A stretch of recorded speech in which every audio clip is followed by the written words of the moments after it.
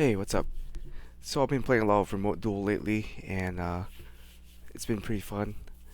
And I made a Nekroz deck in the Remote Duel, and it's been doing pretty well. And it's similar to the deck I have in real life, and I don't think I've ever did a deck profile on it. So I'll try one today. I'm sure you've seen very similar builds online. So my build's nothing really original or anything crazy. But yeah, I just want to kind of show it off today. since um since I do have the deck and I have been playing a lot of remote duel and it's been kind of fun. Um, I got in the background my judge mat that I haven't even taken out of the plastic wrapping, but I thought it'd be appropriate for this video since the main card of the deck is Herald of the Diviner, or yeah, sorry, it's the opposite way, Diviner of the Herald. So, pretty cool card. I really like it for especially for anything that has to do with ritual. You can even play it in like a non-ritual deck, in like a counter fairy deck or something like that. But that's not very popular anymore. So her main use is just being inside of a ritual deck, taking the place of Manju and Senju, um, and kind of replacing them. But yeah, she's really good, really flexible uh, effect, and overall the heart of the deck for ritual cards or ritual deck based nowadays. They used to use incantation a lot. I used to play incantation in Nekroz, but I guess they're kind of slow or not that great anymore. But yeah, the build nowadays is more of a combo build rather than just summoning one or two ritual cards. You try to combo off to get a bunch of monsters on the board, or set up a big threat or break people's board. So yeah, we got three Herald of the Diviner. If you watched my other Master Duel video, I kind of already explained to her, what what she does for the deck. Her main targets when you summon her are going to be um, Entis, or it's going to be the Synchro Herald, and you send those to the grave. Uh, she becomes level 6, get their abilities. Not much to say that's different there. You got the one Cyber Egg for the combo and to search out Sanctuary. So just one Cyber Egg, kind of like the worst card in your deck, but you gotta play it because it's the only card that really um, works well with Ritual in terms of being in there a fairy. Um, that does something for the deck. What's different about between my online Master Duel build and the TCG build is I do play triple um, Cyberframe Omega plus the Diver. Omega is good, especially going first or second. If you go first, you want Omega to stop hand traps from interrupting you. If you're going second, you can use this on your opponent's creatures or monsters to stop their effect. Uh, you know, and it does suck to draw them later in the game when they have no other purpose, or it does suck to draw the Diver and none of the Gamma. But they're a very powerful package here. And the chance that you do get the synchro off with it into a into the Omega, that's pretty cool. But that doesn't really happen that often. For me, I personally think it's not the best card. Like I prefer Max C. Max C is just a lot more generic, a lot easier to use.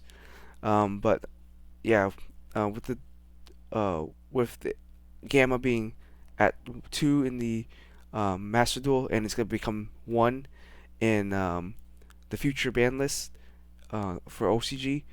It's not really worth playing this in the Master Duel version of the deck.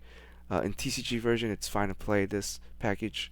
Still a good strong hand trap, strong interruption, but it's it has its pros and cons, and yeah, sometimes it does brick you though. That's the only thing. Sometimes this card, if you draw multiple of it, it does brick you, and this deck has already a huge issue with bricking. So yeah. Next off, we got one of each of the Dogmatika, um, Big Beater Knight, and Big Dump extra deck stuff to generate a ton of advantage. So I definitely think he's the better card to run over for release. For at least is better in like the my invoke deck, where you can constantly have a extra deck monster to kind of summon him and not rely on your opponent. Where this one for sure relies on your opponent to have an extra deck monster to do something. So yeah, just depending on which version of the deck you play, um, one is better than the other. Triple Ecclesia, definitely you want Ecclesia in here. Um, your other normal summon target, plus kind of your extender, and your way to kind of generate more card advantage is through her. So Ecclesia plus the Diviner, pretty good combo there. You got the White Knight here. White Knight's great with Nadir because you can activate Nadir, dump Herald, and grab a White Knight. So Nadir becomes a +2 minimum, and yeah, it's just a good target for Nadir Servant. Otherwise, part of your combo, you try to sit on this guy, 25 body, sit on him, get use him as kind of disruption. So if they try to summon a monster and activate their effect, you can activate his effect after it resolves. Or after their effects resolves, you activate his effect.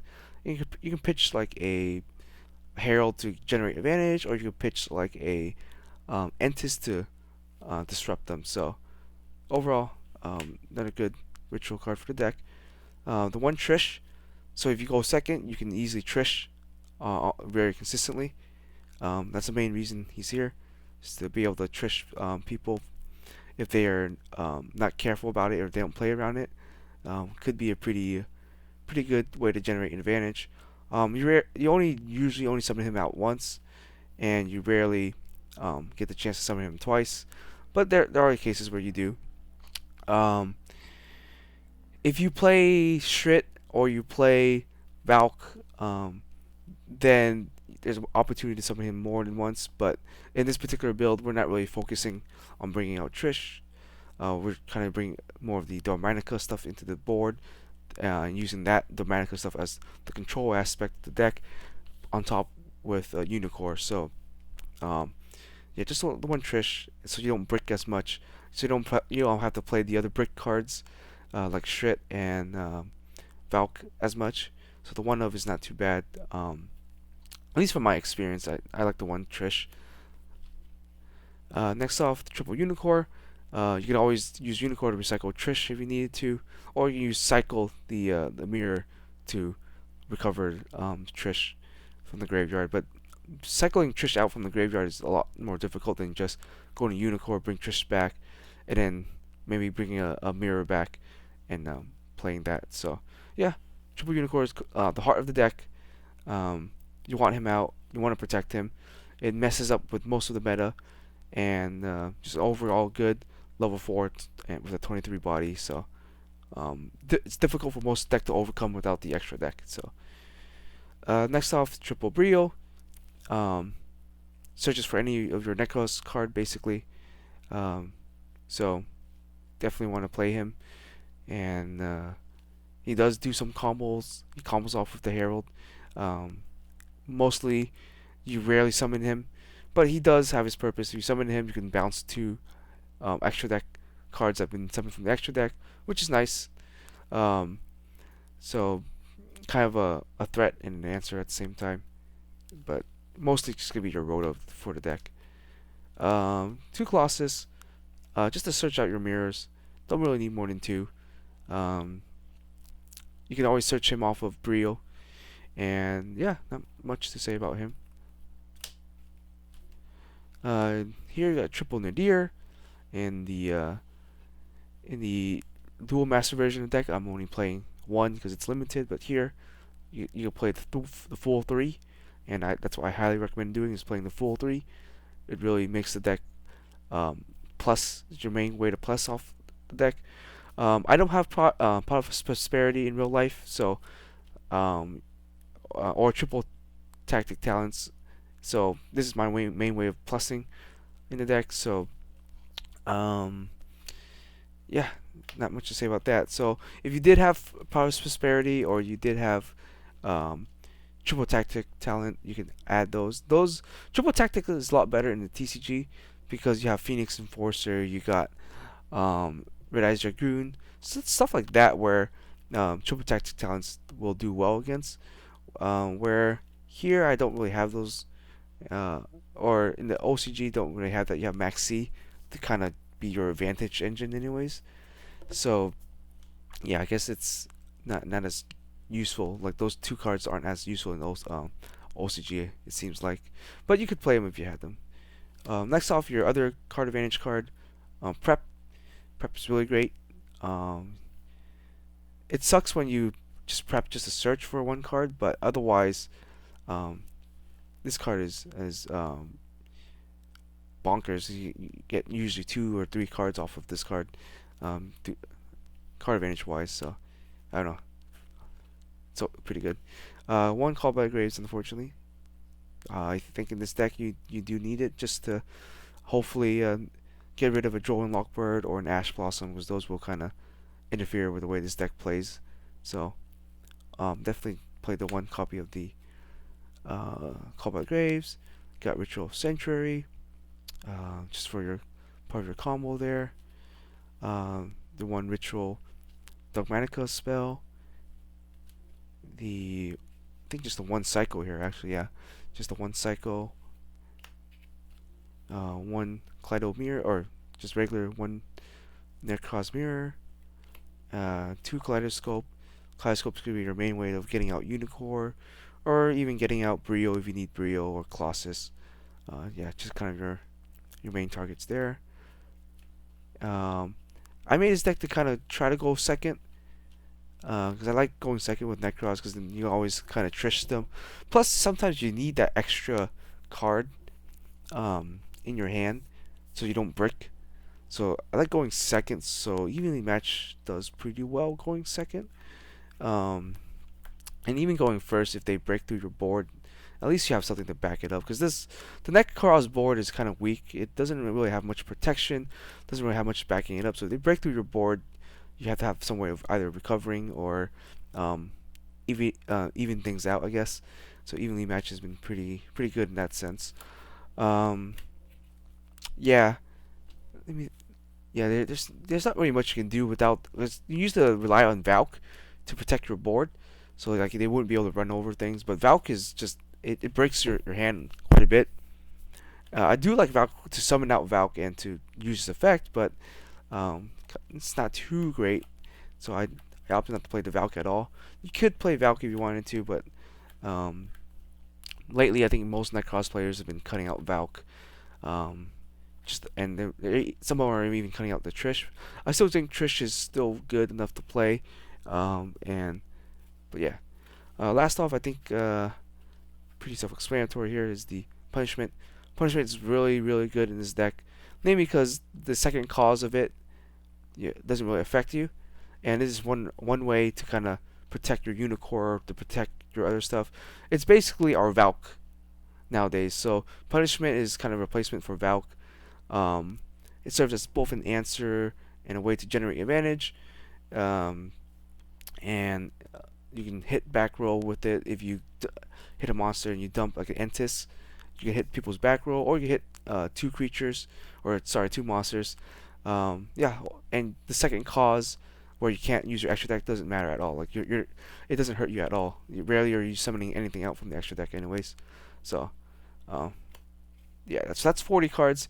My dual master version runs 41, but that deck has a bit more draw power through the Max C, through digging through pot of prosperity. So that one, I think that version of the deck is a lot better than this version, because I don't have that. You don't have the Max C, you don't have pot of prosperity. Um, you can also play Ash Blossoms, like some other hand traps. So in this particular deck, I don't play that many hand traps. The only hand traps I play are the Omegas, because the hand traps also break you pretty hard in the deck. Um, since your engine's so big, and you're having essentially two major engines, you kind of need to see certain cards, and so you can't afford to play too many hand traps in the deck. Otherwise, you end up just seeing all hand traps and like maybe like a Unicorn or something, and you're just gonna end up breaking. So I don't think you can play that many hand traps in this particular version of the deck. Since the dual masters, you got Max C's, You can always actually draw into an Ash Blossom, draw into something else, and then do that. So I think on the Dual Master version of the deck, you can play those hand traps and get away with it, and it's fine. In this version, where you're lacking the Max C, um, and the draw power needed to operate the deck um, without completely breaking, and yeah, I opted not to play as many hand traps. So let's go through the extra deck real quick here, hopefully. The side deck for the deck, I haven't really got to test it too much, so I have absolutely no idea what to do with the side deck. It's kind of just kind of thrown together right now. But yeah, for the extra deck, I got a Yugioh Final Sigma. He's your level 12, so you can mainly use him to dump for with Kaleidoscope to bring out either Double Brio, Trish, and Colossus, or I think that's really it. Yeah, you used to be able to use him to bring out, if you play the Valk, you go into a Valk into Unicorn, but I'm not playing the Valk, so those are only two combination of cards you will usually bring out with him. Um, Otherwise, you can also synchro into him. There are always a chance that you have enough materials. You can either use Herald herself. You can do Herald plus a Brionac, usually, and can bring him out, and he becomes unaffected by card effects, which is kind of cool. Herald, yeah, Herald is an essentially pretty much a one card single monster. She can synchro into a lot of random stuff, kind of funny. Um, Leo, Keeper of Trees. I would definitely play Baroness over Leo if you have Baroness. I don't have Baroness, so I'm just using the second best card I can get.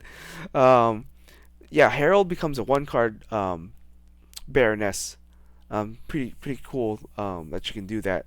And if you want to, I can show the combo in a second, how to get out Baroness if you curious on how to do that. Omega, because you have the side frame, and Omega cycling back your baby heralds, your arc lights. Yeah, definitely good in the deck. Um, One Ignister here. Um, I took out the level 11 because I remember that there's nothing in the deck that could go into level 11 because you have Colossus, Brio, which are 9, Colossus with here, let me show you. It's easier for me to show than for me to talk about it. You have to do a bit of math for the deck to kind of figure out what you need. So with these four combination of Nekroz monster, there's no way to add up to 11 if you're doing your math, or if I'm doing my math correctly. So you can do 7 here between Colossus Unicorn, 9 here. You can do 10 here. This would make it too big, a level 13. You can do 12 here. And yeah, so I took out the level 11 because there's no way for this number to add up to 11. So I took out the 11 and added in the 7 instead. Because there are times where you can Unicorn and Colossus, and those do come up. So Ignister's there for that. Also, Ignister, when you dump it to the graveyard, you can also use its graveyard effect. And worst comes to worst, you can also synchro for Ignister. Getting a level 5 out plus like a Herald is pretty difficult, I would say. I don't think there's any combination where you could really do that. Let me see. If you summon her, you dump an egg. You can make her a level 4, and if you have a Colossus on the board, then you can synchro those two. Or if you have like if you have the egg on the board too, you can do those 3 into a Ignister, and his effect is actually pretty decent. Like his onboard effect allows you to at least pop one. Yeah, I think you pop one back row with him, so he's kind of like a Nightmare Phoenix there. So his graveyard effect, his onboard effect, both pretty decent, and you can usually dump him with like Kaleido Mirror or you can dump him with like a Nadir. So yeah, overall not a bad card. I think. Obviously triple Herald. Yeah, you need as many of these as you can get. Your main kind of advantage engine there. Titaniclad, you need the one of. Skull Knight, you don't really need it, but I'd still play it. Um, Nadir target, Kaleido target for the Brionac. In the graveyard, pop a card. I'm playing two Entis. You can bump this to three, but I think in this particular version of the deck, I think two is okay. I I haven't necessarily needed a third one, but haven't played this deck recently, so I don't remember if I do need a third one or not. But yeah, just the two Entis. One Toad, you rarely ditch this guy. There are times where you'll need to ditch him, but most of the time you don't. In a TCG, I think you can play three of him. I think he's off the ban list. I don't quite remember. Don't quote me on that, but I forgot what the TCG ban list looked like with Toad. So he's either maximum three. I think he is max three. OCG he's still at one, but here in the TCG you can play three of him. Um, Next off, this is kind of a card I forgot I even played in the deck. So it's Exciton. Since you do go negative a lot, you do sometimes get out. Um, you do get a bunch of level fours on the board sometimes. So um, you'll usually have like a Unicorn or um, like you'll have double Unicorn or double Ecclesia. And if you're behind on the board or your opponent set up a big board and they get greedy, you can easily punish them with the Exciton Knight. He's kind of a flex spot. You can play Nightmare Unicorn, you can play Nightmare Phoenix or the Celebris. You can play anything. You can play Link Monster instead of this thing if you wanted to. I opt to play the Exciton Knight because you do get a bit of level 4s. I made some changes to my Master Duel one to include the Exciton Knight because sometimes if you're really at a disadvantage, you bring him out and kind of reset the game state a little bit by just blowing up everything on the board. You don't usually have any back rolls. You don't really have a field spell or anything either. Most of your cards are going to be kept in your hand. Being a ritual deck, you're usually at a card disadvantage anyways. So there's a high probability you can bring him out and nuke the board, and your opponent will usually not have an answer to the Exciton Knight here. So yeah, just a one of. It's not really that important. And the last is just the Almirage and Secure Gardener package. This is another flex spot. Almirage for sure you need in the deck. Like 100% sure you need this in the deck. But Secure Gardener, kind of flex spot. So these two are more or less a flex spot. You can play something else if you wanted to. Play more different Link monsters. You can play Lina or Celine. You can play any of the Nightmare cards. Or you could replace this with like another Entis, for example, or you can replace this with a different level, for Kaleidoscope. I think the only other level that you're missing in this deck that you can potentially use is a level 9. So you add like a Trishula, the original Trishula, or like something else for level 9.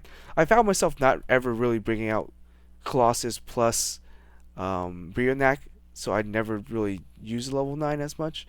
But I definitely use level 10 for sure. Level 10 is very important in the deck. I think level 10 is one of the most important ones. And the level 8s are pretty good, so you can bring out double Unicorn. Level 7 so-so. Level 12 so-so. Level 12 was very important in the deck if you play the Valk.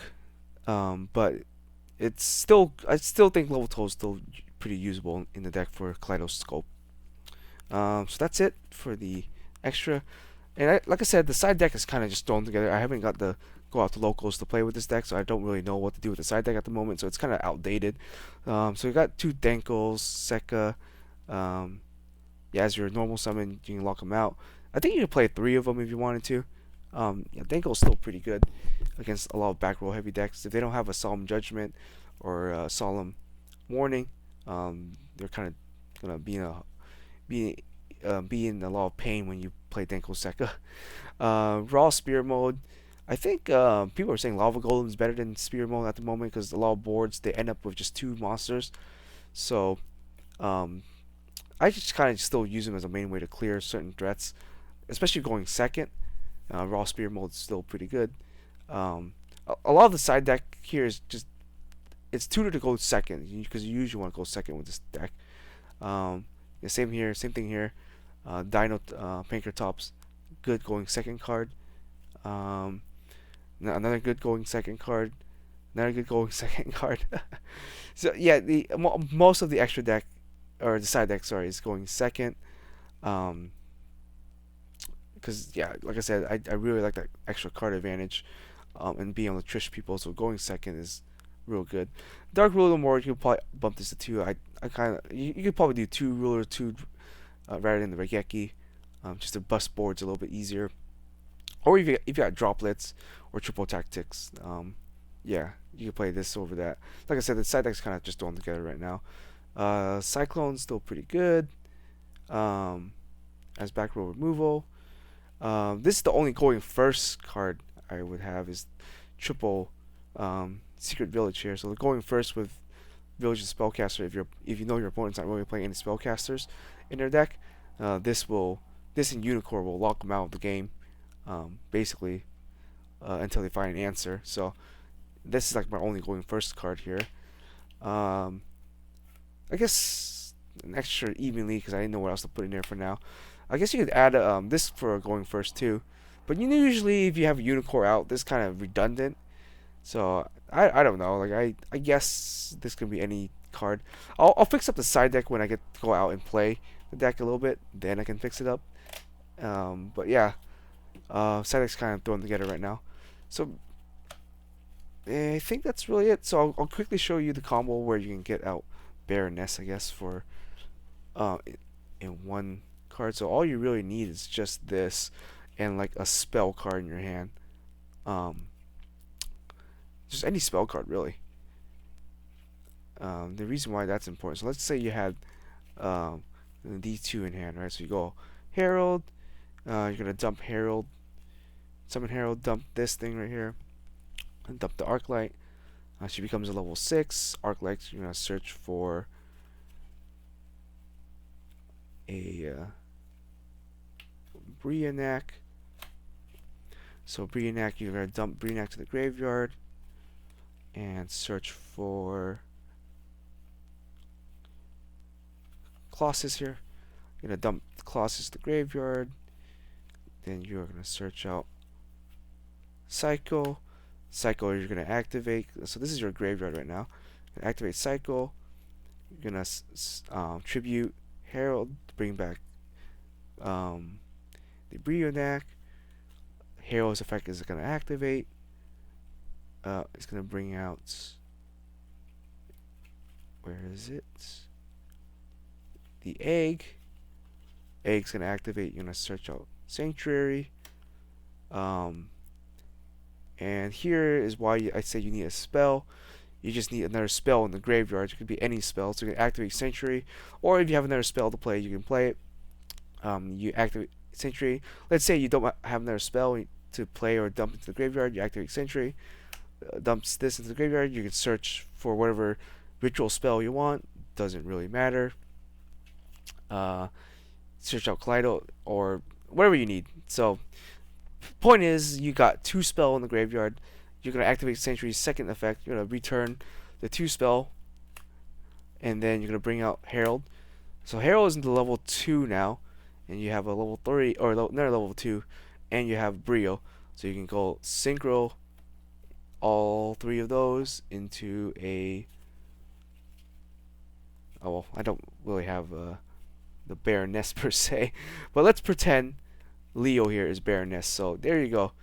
You have a 1 card, or I guess 2 card Baroness. But yeah, the main idea is you just need another spell in the graveyard so you can activate Sanctuary's second effect to bring it back. And so you have those 3.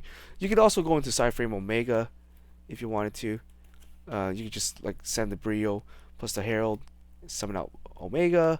Yeah, pretty flexible combo there. I don't think you can go into Nister.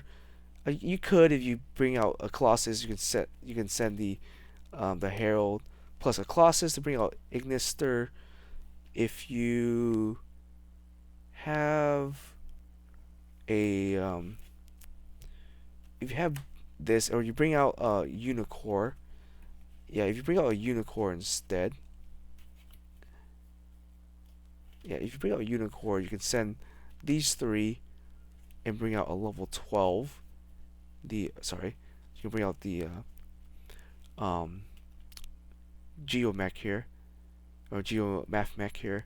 So yeah, kind of a flexible way to do it. Most of the time, when you end up on this board right here, is you want to send these two to the grave and actually synchro summon for an Arclight here. So that's the board that you usually want to end up with, minimum. Usually, then you can search and bring out a Unicorn. So this is kind of your standard board that you're gonna end up with. So Hail's effect is negated, but you can still tribute Hail's with its effect once it's off the board to negate something. And then once you can negate that, then you can search. Once this goes to the graveyard, search something, add it to your hand. So yeah, this combo right here is pretty flexible. Bring out whatever you need. I definitely like the Baroness play. One card Baroness is pretty nice. I don't have Baroness, so unfortunately, Leo's pretty weaker. So I rarely go into that Leo, but Leo is pretty funny. 31 beater that is kind of hard to answer. It's still decent, I guess. Yeah, I think that's really it. Anyways, it's kind of a mess here. Let me clean up a little bit. But yeah, the deck is just fun to play. It's not nowhere near competitive as any top tier stuff, but definitely just a fun deck to play. I definitely like Nekroz. Nekroz is one of those non-linear decks. It requires a lot of skill to pilot correctly. I mess up all the time too. I mess up with this deck all the time playing it, but I think it's a challenging way to learn Yu-Gi-Oh and interactions and stuff like that. A pretty cool thing to do. So I think that's all I got for you guys. So hope you guys enjoy, and I'll see you guys next time.